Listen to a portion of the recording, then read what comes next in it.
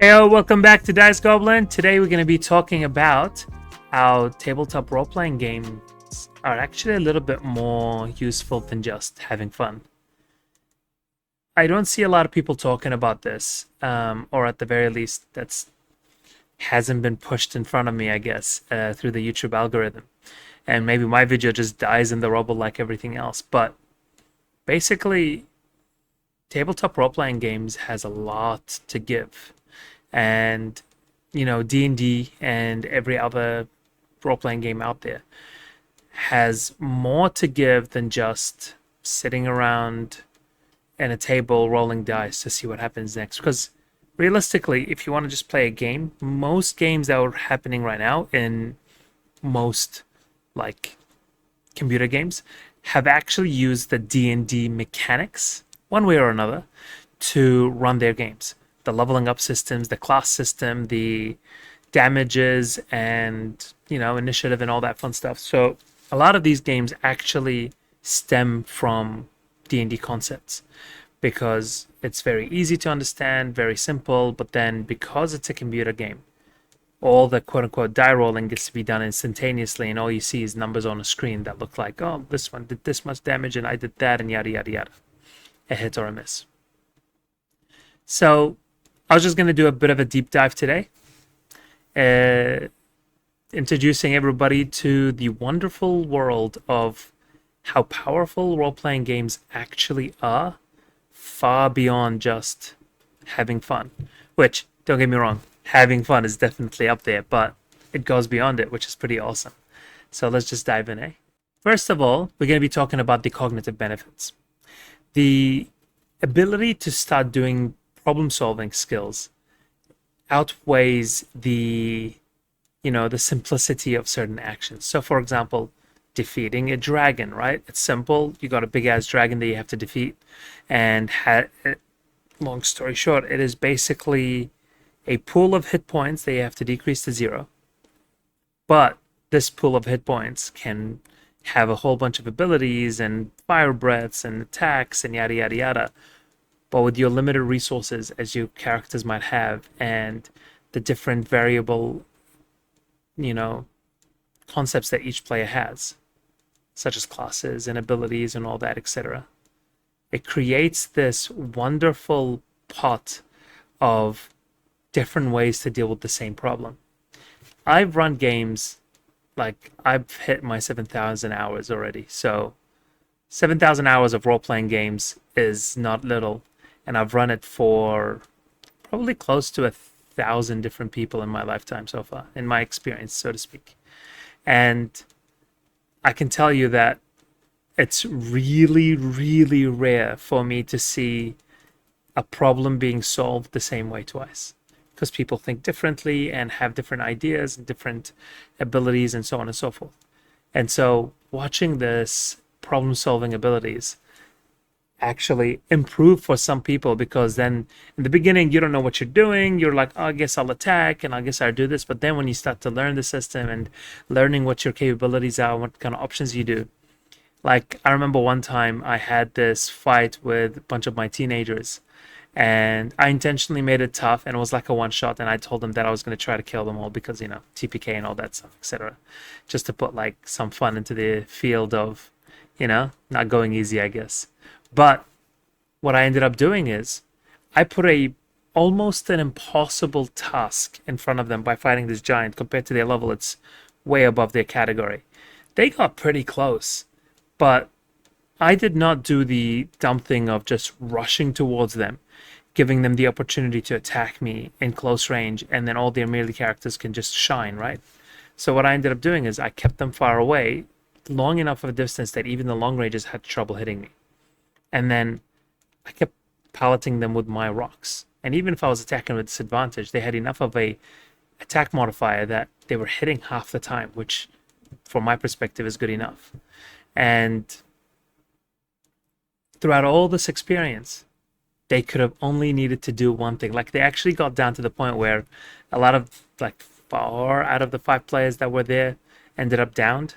And one player who was just a barbarian who just like, too strong to die, or like too much HP and yada yada yada yada, all he had to do is successfully hide, and then the creature would come having to look for him, and then he would just jump out of the hiding position and attack. It feels like a very simple move, but because everybody's so inside their own heads with their abilities and stuff, he never considered the basic actions that are part of every single option that is there.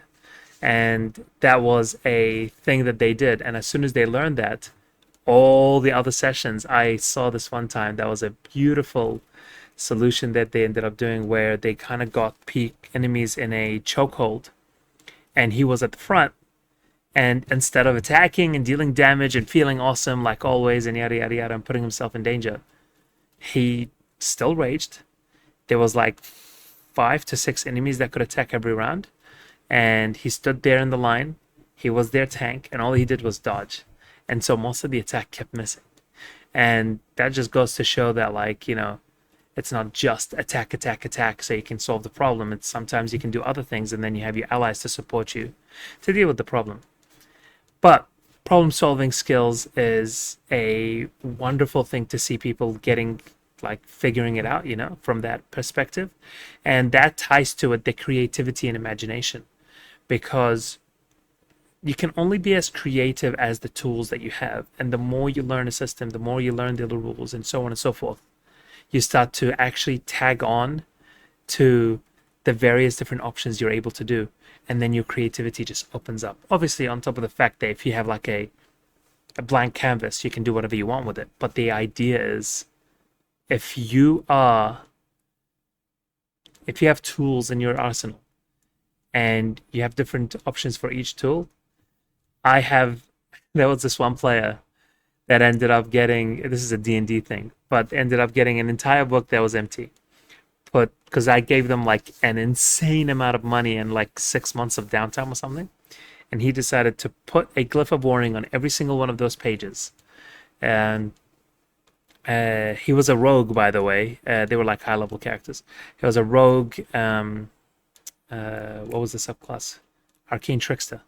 And so put a glyph of warding on every single one of those pages and put fireball on every single one of those pages, and walks up to one of the bosses and looks at me with a straight face. And I have a rule in my games that if more than one effect is happening, or like a massive like area of effect attacking multiple targets, I'm only going to do one save, and if they save, it sucks because I don't want to roll like a million times. But the same thing goes the other way, I guess, which what I ended up doing anyway. But he goes up to the monster, opens. It was like a tough as like a 3-phase monster. Anyway, I could have done a few things, but it was just really fun to see. Opens the book, says the magic word, and all 300 pages or some crazy number that he had activate at the same time with fireballs. And both him and the monster only had to do one save. And if they save, they'll save against every single attack. And if they fail, they'll fail against every single attack. Him being a rogue with the evasion feat caused him to go, I succeed, take 0 damage. And the monster ended up getting rolls poorly, failing, taking a ridiculous amount of damage.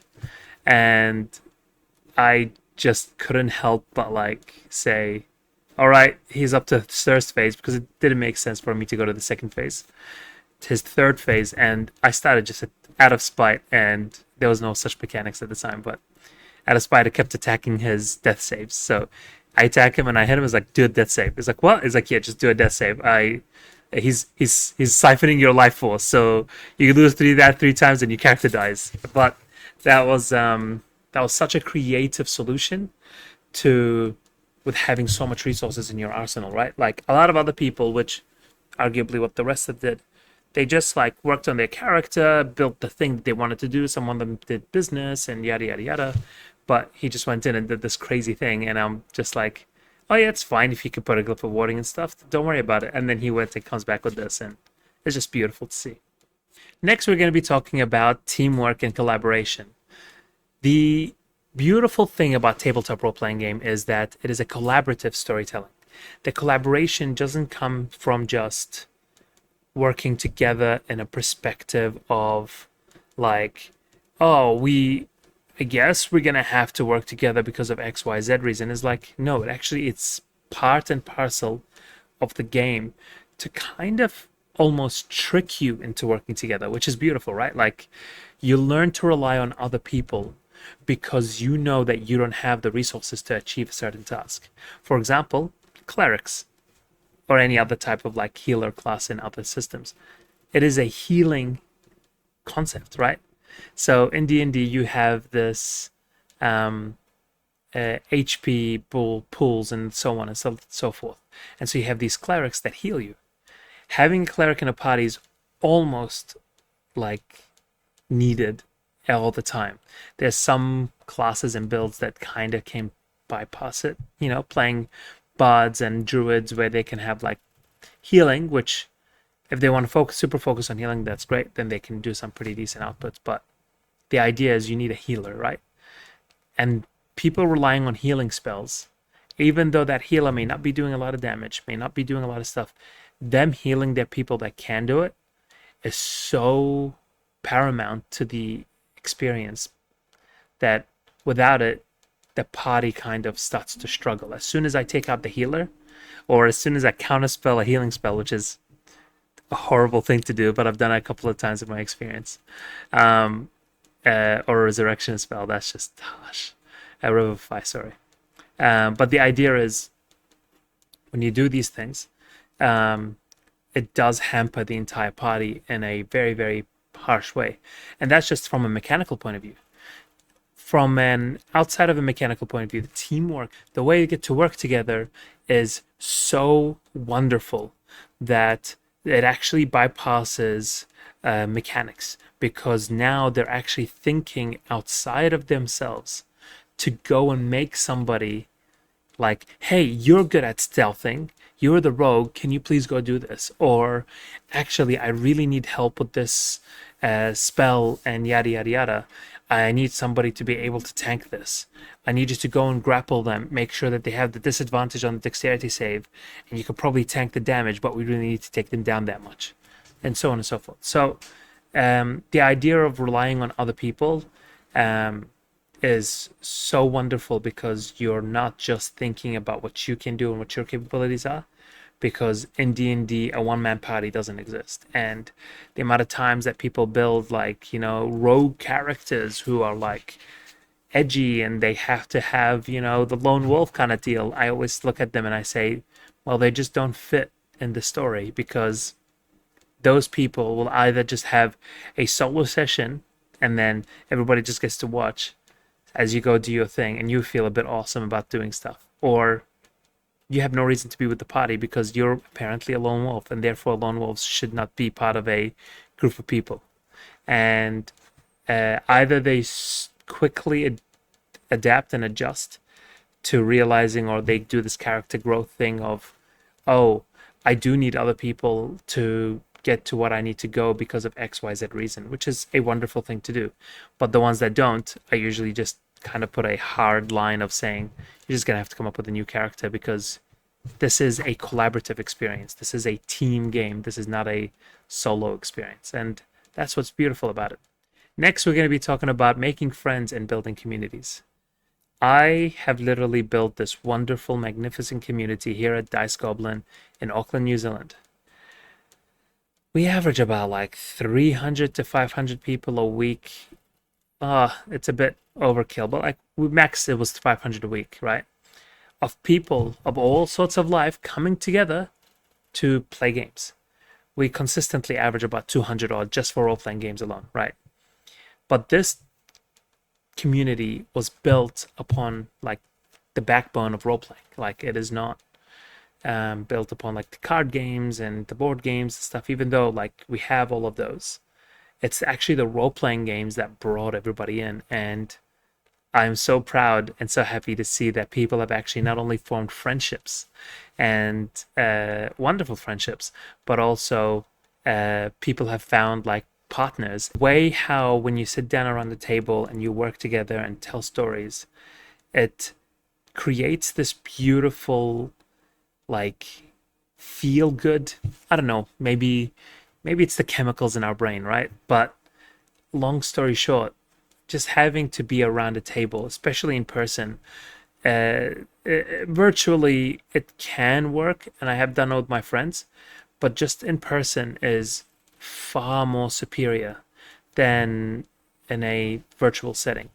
And having the people around you, having them get excited about you critting and doing the things and get everybody gets scared together when the big boss does something bad, and they cry with you and they laugh with you and all that. It's a it's a very communal experience, and having such a small group of 5 to 6 players, you just get to build a very strong foundation. And the ones that build lasting friendships more often than not are going to stay friends for the longer time, for the short and long reason of the fact that you just have this wonderful experience of having so much fun on a table, and you just, I don't know, it's hard to explain and put into words. It just feels awesome and is great. I wish I could be more articulate, but I guess I'm not right now. Having fun is very de-stressing, right? So it's simple to say that, oh, you're going to release stress and stuff like that, etc. But I could arguably say that I put a lot of my players under stress myself. So I wouldn't be so easy to jump to conclusion and say, oh, well, XYZ can happen because you're going to be de-stressed and you're going to be feeling better about it. But and it's just like watching a scary movie, right? You're watching the scary movie, you're expecting to be scared, and you enjoy the experience, and at the end of the movie you kind of just walk away and you're pretty happy about it because you had fun with the experience. Same thing with D&D. You might get stressed in the game, but by having fun and interacting, enjoying the game and feeling awesome, de-stresses you, and that's what I'm trying to get to. And the de-stressing concept of role-playing games is not only like paramount, I can't stress this enough, I guess pun intended, that it is super important for people to just relax, because I used to work some pretty intensive jobs before all this, and when you're in a bad headspace and you just want to de-stress, it's hard to find something that is like good. Like there's other hobbies out there, and I recommend people to try other hobbies and stuff. But I'm just talking specifically from a tabletop role playing game. It's so it helped me put my life in order when I spend most of my time just building a world, getting it ready so I can role play with my friends.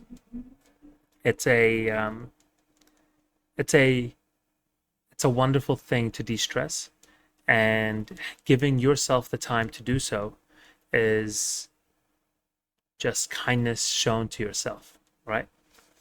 Next, we're going to be talking about empathy and perspective. So, by playing other characters, by role playing other characters, because the whole concept of role play, like you're taking on this personality or persona that you're going to be performing in their shoes, right?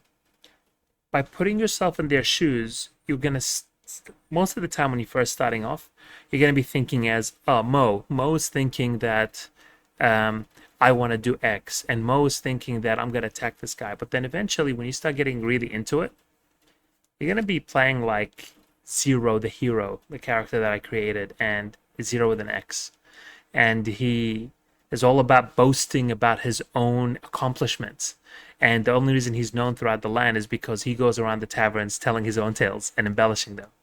And he's this orc, he's brutish, he's dumb, but that's the entire concept of the character, right? But he had such a grueling character development of him eventually like leaving the party because he could not fathom gaining strength compared to like protecting his allies. He thought of them to be the same concept. Me personally, obviously I have my ideas and concepts and ideas, but the idea is him from his perspective.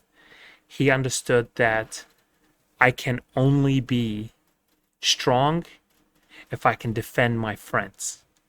And when he started taking that aspect of strength to the extreme of him being more efficient because he went and started learning things from like a very brutal like war band leader or something. And efficiency became part of being strong. And him suggesting that we should just murder everybody, it's easier that way. Everybody looked at me or like, are you okay? What the hell's wrong with you, Zero? Like, what's going on, you know?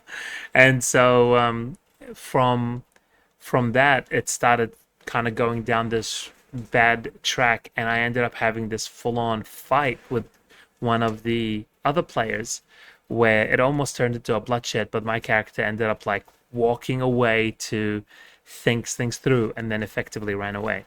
But we had this such an intense interaction between the two of us that I basically, pushed that character to its very limit because it was from their perspective how they felt. And showing empathy in the different aspect of perspective, like I was playing him in a very loving, and he would help people as much as he can and so on and so forth, but slowly he started seeing his friends get hurt and his tribe is getting destroyed. And then he was like, actually, I need to get stronger so I can defend them. And then he started going down this very dark path. And that's the beauty of perspective and empathy, because then you can play a character who's completely the opposite, where he's lived his entire life as a brutish warband murderer, and slowly and surely he starts to soften up because he starts to like the party around him and starts to like the tribe that he's with, and him putting his life on the line to protect everyone is a no-brainer. But then everybody's like, we can't lose you because like you're an important part of this family and so on and so forth, and it becomes that kind of emotional thing. In saying that, I have made multiple of my parties like, from an NPC point of view, pushing their characters to act in certain ways. And I did this thing recently with one of my parties where they went and they were like, oh yeah, we'll be friends with you guys, and shook hands and yada yada yada, but they hated their guts because they're like the opposing side, and they turned around and killed everyone. And the NPC started criticizing them for saying, how can I trust you if you guys just turn around and murder these people? It's like, oh, but they're the bad guys. It's like, yeah, but they weren't the bad guys to me. You guys look like the bad guys to me. And that suddenly like changes. Everybody's like, oh, actually, are we the bad? We just did something pretty horrible just now. We just thought about it from like a gamifying point of view, and we never thought about it from like an actual human point of view. And so that's the different various perspectives that go on. I'm just going to stop rambling because I could go on for this for a long time, because I love the emotional aspects of roleplay. So I do that a lot in my games anyway. But yeah, we'll move on to the next thing. Educational benefits. So I know this is sounding like very cliche or memey, but the idea is this meme of, I'm learning math by playing D&D is honestly true. Like, it's not the like you're learning basic maths, but you're still learning maths. Like the amount of kids that I have that sit there counting the numbers, and they're like, it's 18, and there's like 7 plus blah blah blah plus this becomes that much. And watching them just slowly, and I'll just be patiently waiting for them to finish because I want them to get to the answer instead of them looking at me for the answer. I'm like, no, go ahead, count it. And it builds their confidence in it. I've had people who feel like they are not smart enough to make those calculations, and they brush it off towards me, and I patiently wait for them, and I sit with them, come on, it's okay, just count for it. And anybody else that like goes, oh come on Bob, like they're like a bit impatient, I tell them off, because it's like, hey, wait, give them a chance to do this. You've had your chance, now it's theirs. And 99% of the time that usually works. And so giving them that opportunity, I noticed that in the beginning they were so petrified into answering the question of what they rolled. And slowly and surely that they slowly got to the point where they're like, it's 15. And they look at me with a question. Well, I was like, yeah, correct. That's right. And that hits, or whatever the scenario is. And so slowly builds the confidence of learning those things. But, it's not just math, by the way. Like the amount of times that I build stories regarding like Greek mythology or various other different myths of, the Anunnaki from Mesopotamian mythology and stuff like that, or various historical stories. I've done one about like alternative World War I, I believe. I was playing in that game, but I was really interested because I'm not really interested in that history. I was really interested to learn about their various different factions and the way how they operated. And, arguably in that one, it's like similar to Scythe, the board game. I don't know if you guys know, but like big mechanical robots all over the place as well, but like steampunky style. But learned a whole lot. And I'm starting to get that information from role playing the game instead of like doing other stuff or like reading a book. You can learn a lot from role playing, especially if you sort of position it in that way.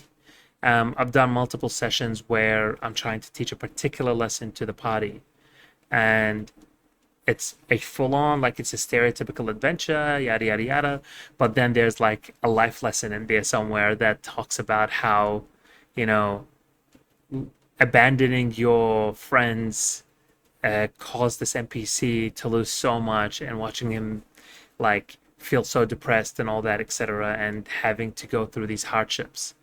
Even though I never like specifically said, losing your friends is hard and because of XYZ, it's like they get to live that experience, which I feel is a unique way to learn things. And honestly, I should probably do them more often, but yeah, it's a fun thing to incorporate and then have the players, start to experience various different things. So to end it all, it's basically that we have fun role-playing game and playing role-playing games like D&D. And we don't only just have fun, we have the capacity to effectively be smarter.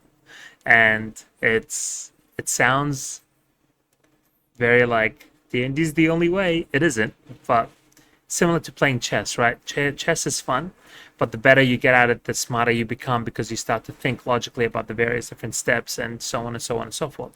So D&D helps you, I feel, from a different perspective, a more of an emotional connection to things. Sorry if there's the sound, if you guys can hear it, but it's we're having some pretty intensive winds here in Auckland. But long story short, that's what we have for today's session. Today's story in our YouTube channel. I just wanted to share my thoughts and feelings about how powerful role-playing games are and the wonderful ways of how we can all be better because of it. Like always, please leave a like, subscribe, and leave a comment below, and hopefully we'll catch you around in the next video. Thank you for watching.